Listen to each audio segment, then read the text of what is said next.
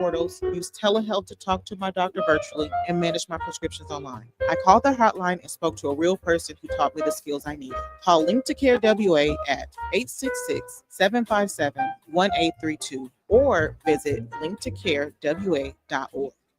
Rainier Avenue Radio, your community radio station will provide you with more information. Rainier Avenue Radio.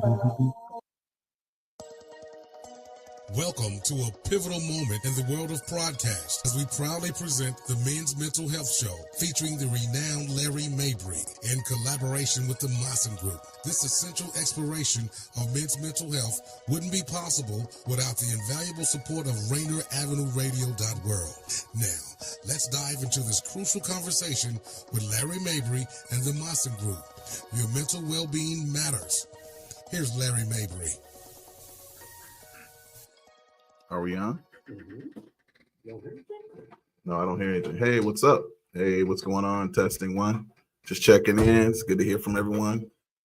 Just wanted to kind of say, hey, what's up on this Monday, May 19th, 2025. Hopefully everyone's feeling really good. Just was curious to see how people are feeling. I've had some people kind of tap in with me and express some things regarding the difference between a narcissist and an empath. So today I want us to kind of go through and discuss that. First of all, those relationships typically are toxic type of relationships. But I've had individuals ask me, noticing that either they're an empath or they're a narcissist. And I wanted to kind of address that a little bit today. First of all, an empath is an individual that basically has a lot of empathy, and the narcissist typically appreciates that because they can utilize the empathy that the empath has and utilize it as what they call narcissistic supply. And you may say, well, wow, why do they need one another? Well, they benefit actually, but actually the narcissist sees themselves a little bit different than the empath. So their point of view is a little bit different. Both of them have different mindsets or motivations. I'm gonna kind of break that down for you a little bit. So the view of self, how an empath would view himself is he would be more or she would be more self-aware, but often a little bit self-critical of themselves. However, a narcissist will have what they call an inflated sense of self-worth. And so when they come together, they basically kind of feed one another. As far as the motivation, the empath's motivation is to help or to connect or to heal the narcissist. However, the narcissist, their motivation is to gain or to get some sort of admiration or power or control, right? So within the relationship, the empath is thinking, hey, I want to try to heal or connect or help this individual. And the narcissist is like, yeah, sure, as long as I can gain something or receive some sort of admiration, right? Which is helping towards their self-importance, right? Or power control. But ironically, what's really interesting is that the narcissist never really blatantly discusses or shares these types of focuses. So this is why there's a lot of these relationships, and they're trying to figure out, well, how do we work through these relationships? Also, in terms of the ego, when you're looking in terms of the empath, they pretty much minimize their self for others.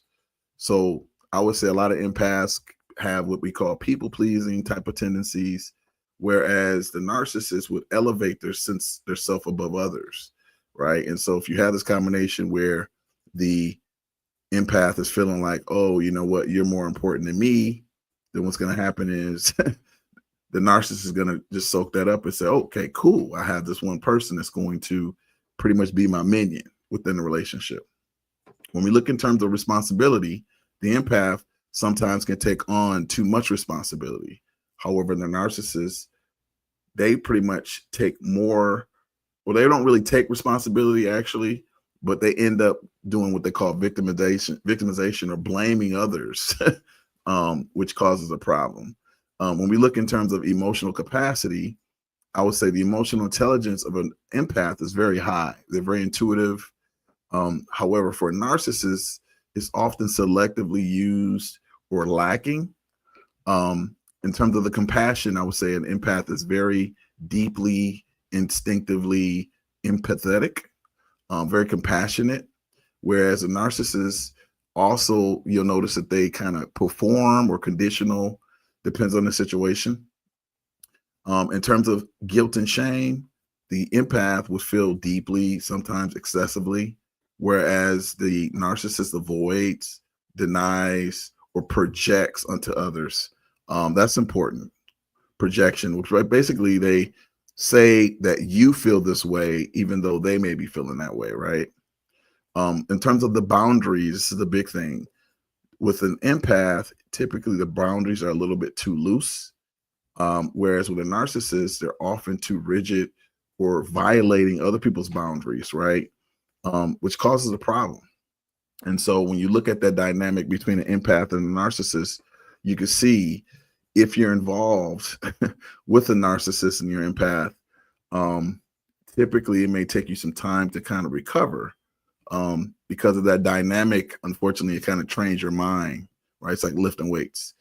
In terms of communication, an empath seeks understanding and harmony. So whenever they communicate, it's like, hey, I want to really understand what's going on and try to work towards a harmonic point or an aspect to work within the relationship. However, the narcissist, their communication is more manipulative, defensive, or controlling. So think about if you have individuals you're talking to and you notice that they're really struggling with communication, where they're trying to control you, that would probably be an indication that that's a narcissistic relationship. Now, what about conflict resolution? Well, when you're looking at it in terms of the empath, they internalize, sometimes they blame, or they seek peace. So sometimes they may not really resolve that conflict. However, the narcissist, they externalize, they either blame, avoid, big time avoiding accountability, right? But blame someone else. And typically what I notice is, I like to say the finger approach. They basically point a finger, but if you look at the pointer finger, you realize 3 are pointing back at you, right? It's always share. If you see someone pointing, we don't realize that 3 are pointing back at you. So it's important for people to do introspection whenever they point fingers.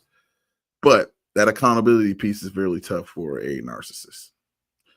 Also, their love style. If you look in terms of the empath, they give freely, sometimes to a fault, overly give freely, sometimes, again, because their lack of boundaries, it can cause an issue. However, from a narcissistic standpoint, they take love as a supply with conditions. So basically, I'll basically take this, but I have certain conditions. It's not unconditional. And so if it's conditions, then we know that that's not love, because love should actually be unconditional. Also, power dynamics. That's a big issue between the narcissist and the empath. Whereas the empath gives power away. And unfortunately, sometimes a narcissist can look at that as though the empath is weak, which is actually not weak at all. But the narcissist will take the power or demand power. So if you know a person that's very controlling, always demanding, kind of loud, obnoxious, typically that's a big indicator that you're dealing with a narcissist. Okay. And so I wanted to talk a little bit more about the benefits, though, because sometimes, we talk about the challenges, but there are some benefits to actually having those relationships. You might say, benefit? What? I mean, obviously, realizing it is a toxic relationship, we do realize that. However, if you do the inner work, by that I mean, you heal your trauma, you kind of be honest with yourself and kind of work with those things that you need to work through to become a better person. You'll notice that at some point you won't have that relationship, and those weaknesses can become strengths. So for example, when a narcissist is involved with the empath often struggles with boundaries. And so if they develop their boundaries, they can basically realize that it's important to become self-aware that they're the most important person. And this is not coming from an egoic standpoint, but just from a self-love standpoint. And also establish boundaries so that they share that, hey, this is my line. Please do not cross it. Okay. This helps them to recognize emotional manipulation. They also know how to say or when to say no, but they also can reclaim their own needs and identity. And I would say a lot of empaths kind of struggle with that, like knowing like kind of where to draw the line, especially if you're coming from a lot of families that are really big, where people depended on you for a lot, or if you dealt with a lot of emotional manipulation, you don't really know, you have to kind of defend yourself, or you put on these particular emotional type of guards to protect yourself. Number two, narcissists often mirror the unhealed parts of the empath's psyche. So that's important too. And so when you are involved with a narcissist, basically is sharing with you an aspect of yourself that needs healing. And so this allows you to do what we call inner healing or shadow work, which allows you to look at deep self-exploration. Ask yourself, okay, why am I giving my power away to this person? Right? If you're having childhood wounds, especially codependency or trauma from, family, siblings, sometimes it can be within our DNA too. Also too, what happens is empaths typically have what I call a greater emotional maturity. And so it allows them to see things on different levels. But ask yourself, okay, if I'm involved in this relationship, why? Right? And then let me do certain things to heal myself so that I realize I deserve something more than this. Another thing too, the benefit of a empath and narcissistic relationship is it will develop resiliency and emotional strength. Very, very important. Resiliency allows you the ability to pursue and go through challenges with relative ease, right? When you become resilient, you realize, okay, even though I have this challenge, it's not going to hold me back. Also, emotional strength. The stronger emotionally you are, it helps you also build your spiritual strength as well, because the emotions connect to your spirituality. It also, you're less likely to tolerate unhealthy dynamics in the future, because once you learn that lesson, you're like, okay, I can make a choice whether I want to deal with this or not. I would say the biggest thing is it teaches you what you will not tolerate moving forward. Also, it helps you become more confident and self-respecting, because if you are respecting yourself, you can set boundaries and people know, oh, you know what? I'm not going to go to this particular level with that person because that's not going to show self-respect. And that person set that boundary. Also, too, empaths often feel called to help or heal, and a narcissistic relationship can help you clarify or quantify your quality or clarity on purpose. Because if you're in a relationship and you're feeling like you're kind of going in the yo-yo, where you hit a point and you never really advance, then typically at some point you spiral out of control and you say, you know what, I need something or deserve something better. So it allows you to work on your own personal discernment, right? Your intuition. And once you have that developed, you can decide, oh, you know what, I'm feeling this. It's telling me to make these moves. And it's like an inner voice. And you're like, you know what, this is not feeling good for me. I need to do something different. Even though you may not know the outcome, you just feel something like an inner calling. But also too, not everyone wants to be helped. And so sometimes we go in relationships and we think, okay, I can help this person. And what I also realized too is that's kind of you crossing the boundary, because if a person doesn't really ask for support, you should not really try to support that person. Otherwise, you're imposing, and then you're not really honoring that person.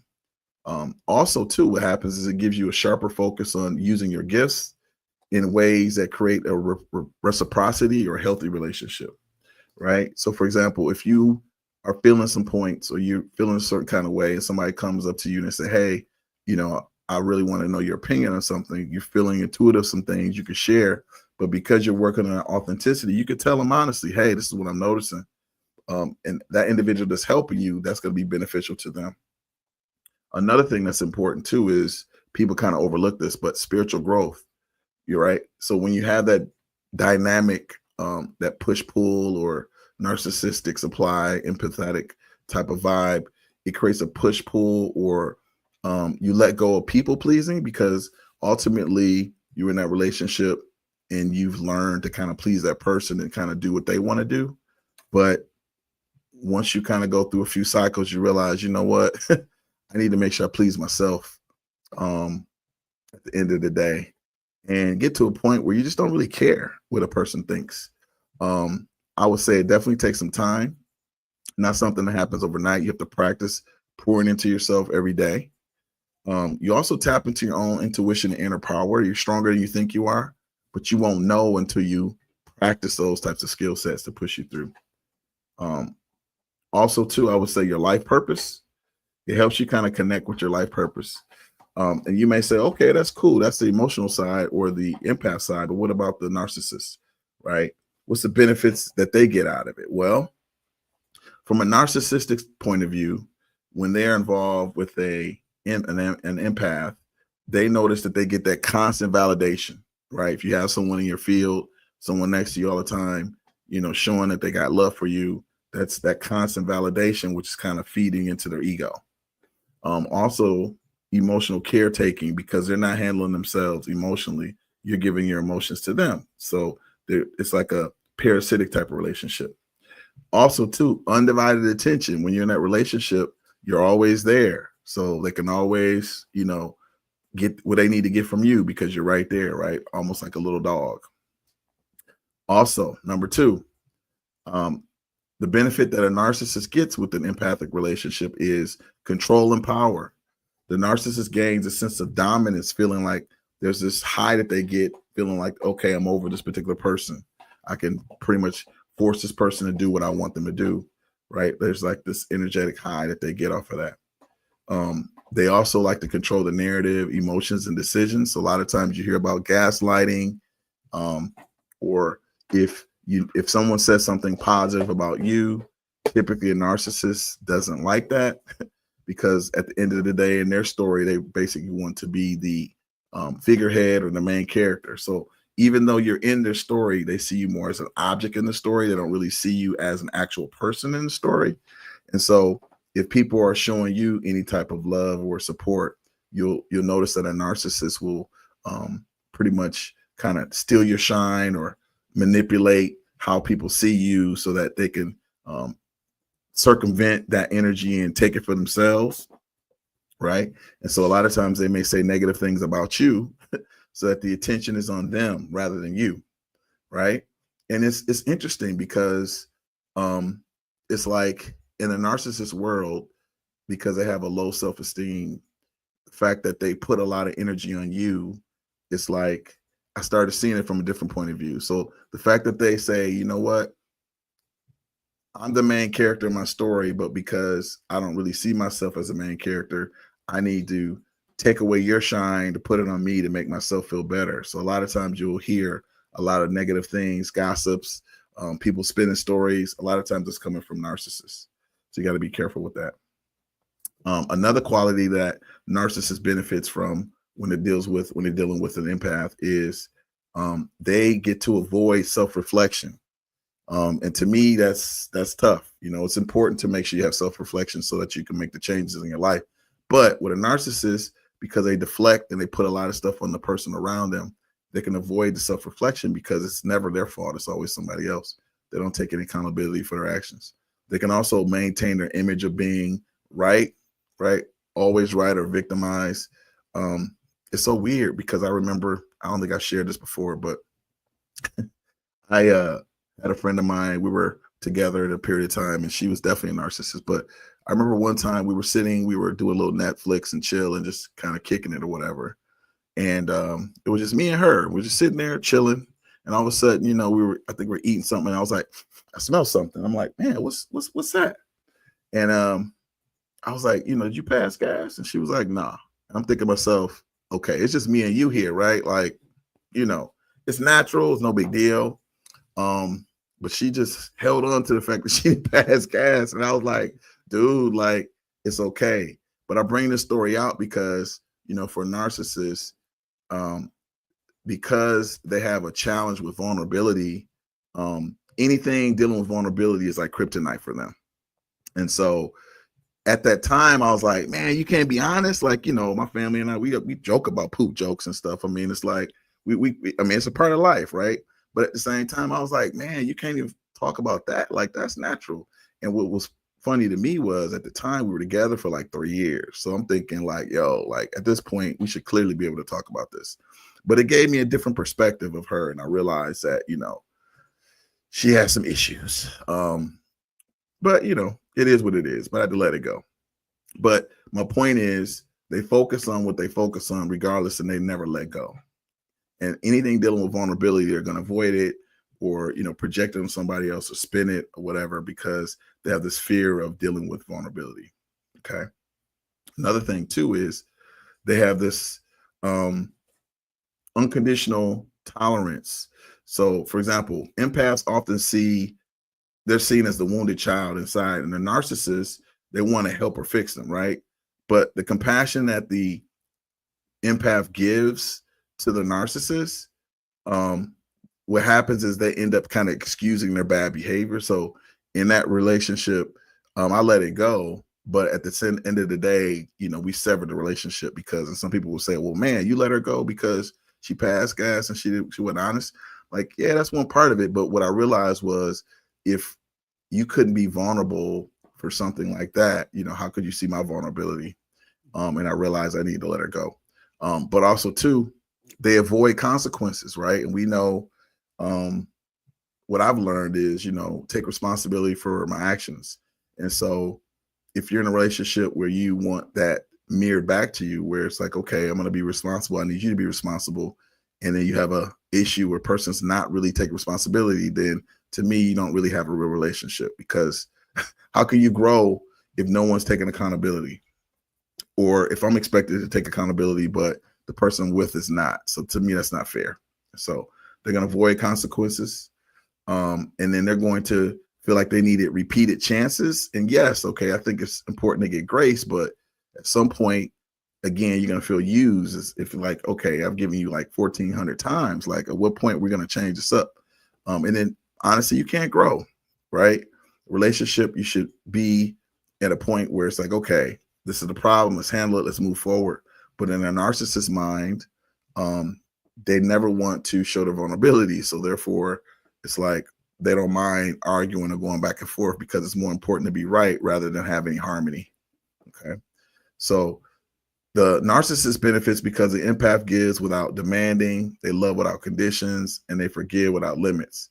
At least until the empath wakes up to notice that it's a big imbalance, because you can't do that for a long period of time. At some point, you got to draw the line. Otherwise, you feel drained in a relationship. And the biggest difference is the empath, they feel and they absorb others' emotions deeply, highly, and they tune to others' needs. And the narcissist, basically, they prioritize their own needs and their image, and they often emotionally disconnect from others' pain. So if you're going through some things, you want a hug, you're not going to get that authenticity from a narcissist, not at all. They may give you the side hug, the little but at the end of the day, you want to have a little bit of a nurturing, a little bit of supportive relationship. And I like to see it like an empath is a person who is authentic, and a narcissist is, to me, is inauthentic, although they're both traumatic relationships, but just two opposites end of the spectrum. So they both need healing. So I wouldn't say one is better than the other. However, I will say that both of them need to work a little bit towards creating a balanced relationship, so that way their needs are being met on both ends. So I would definitely encourage, if you're one of those particular areas of your life, is, do some self-reflection.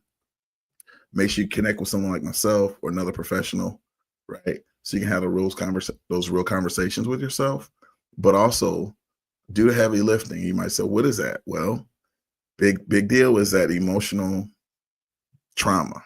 Work on that emotional trauma.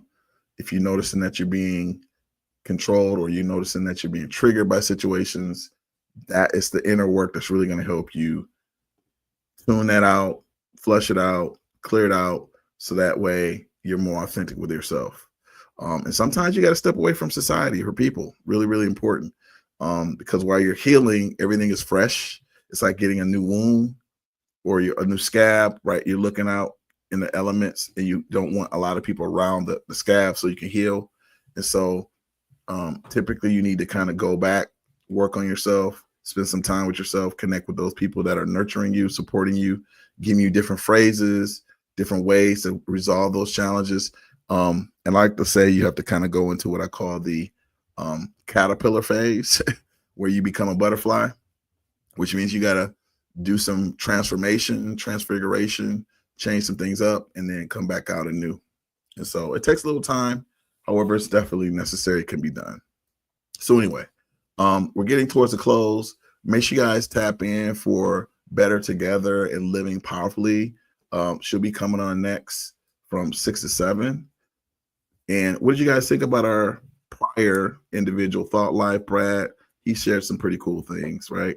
Hopefully he and I can get together soon, and we could talk about some things too. So he comes on the first and third Monday at 5 o'clock. So make sure you guys tap into Thought Life, challenge your mind. And also, I'm here. You guys know 5:30 pretty much every day, or excuse me, every Monday. Make sure you guys check it out. I'm curious to see what you guys think. Do you think this is pretty beneficial today as far as what we covered? Feel free to shout out. Yep, the Maassen Group 1@gmail. Send me an email. Let me know what's up. Let me know your thoughts. If you want us to talk about some other types of things as far as different personalities or different type of traumatic types of experiences that people have, feel free to shoot us a jingle, and we can see what we can do to support you. Okay, cool, guys. Well, I just want to say appreciate you guys.